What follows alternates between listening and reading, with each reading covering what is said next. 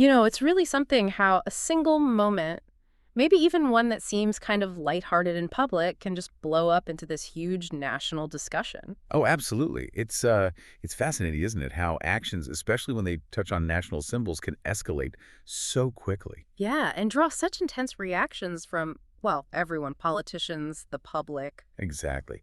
So today we want to unpack one of these recent controversies, sort of dig into the reactions and, you know, the principles behind them. What really stands out to you about how these things seem to escalate so fast and become so heated? So let's get into the specific incident that kicked all this off.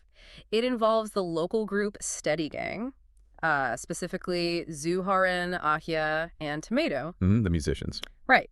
So during an entertainment awards show, while the national anthem Negaraku was playing, they were seen filming themselves, and, well, acting kind of playfully, maybe a bit casual. Yeah, that's how it was perceived. And the online reaction, it was immediate, fierce, really. People were saying things like they were completely disrespecting our national anthem. Right, and accusing them of getting famous and arrogant. Right. It wasn't just mild disapproval. No, it felt like a real line had been crossed for many people, a cultural offense almost. And that's where Dato Akmal Saleh, the youth chief of the United Malays National Organization, came in very strongly. He didn't mince words, did he? Not at all. He called the behavior stupid to the extreme. And he was very clear that this wasn't about race, it wasn't about politics for him. He framed it differently. Exactly. He framed it as a fundamental duty, the responsibility of every single Malaysian citizen to show respect for the nation. So things like national sovereignty, national symbols, they have to be treated with the utmost seriousness. That was his core argument. Not lightly, not casually. He saw it as a serious breach of civic duty. Okay, so then Zuhorin issued a public apology. He acknowledged his conduct during the anthem was unsuitable. He did. And you might think, okay, maybe that calms things down. But Dato Akmal's reaction to the apology was pretty telling, wasn't it? It was. For him, an apology after the fact just didn't cut it. It didn't lessen the seriousness of the original act. He actually said, this is not a small matter, but the most important issue of respecting the nation. Which really makes you think, where is that line? Right. And can an apology really fix something that's perceived as such a fundamental slight against national identity? For Akmal, it seems the answer was no. Precisely. It wasn't just a slip-up you could say sorry for. He viewed it as something much deeper, a challenge almost, to national sovereignty. And that, in his view, needed a much stronger response than just an apology. And he didn't just look at this one event either, did he? He connected it to other things. That's crucial, yeah. He explicitly linked it to a wider pattern. He brought up other recent issues, like those incidents with inverted flags just days before. Oh, yeah, in Port Dickson and Kapala Batas, I remember that. Exactly. So for him, it wasn't isolated. It was part of this bigger picture, this larger concern. So it raises the question, is this a pattern?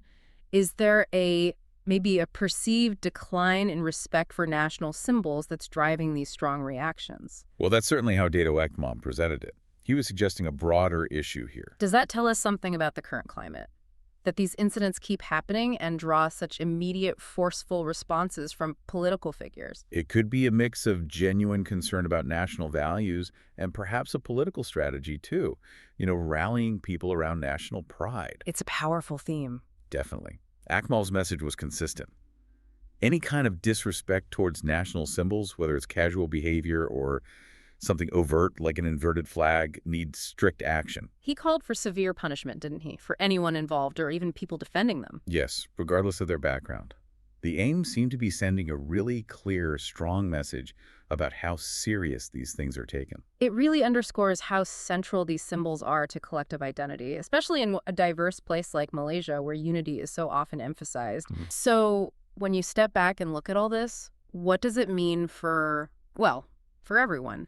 How society navigates that line between personal behavior in public and, national pride? It really throws a spotlight on that tricky balance, doesn't it? Between individual actions, the huge symbolic weight of things like the anthem or the flag, and then these immediate powerful responses from leaders like Dato Akmal Saleh. Yeah, it's like walking a tightrope sometimes, and the political fallout can be instant. Absolutely. And ultimately, this whole situation leaves us with a really important question to think about, doesn't it? Which is? What is the right balance today between, say, individual expression and the collective expectation, maybe even demand for respect towards national symbols, especially when these moments become such flashpoints for political debate and huge public discussion. It's something worth considering.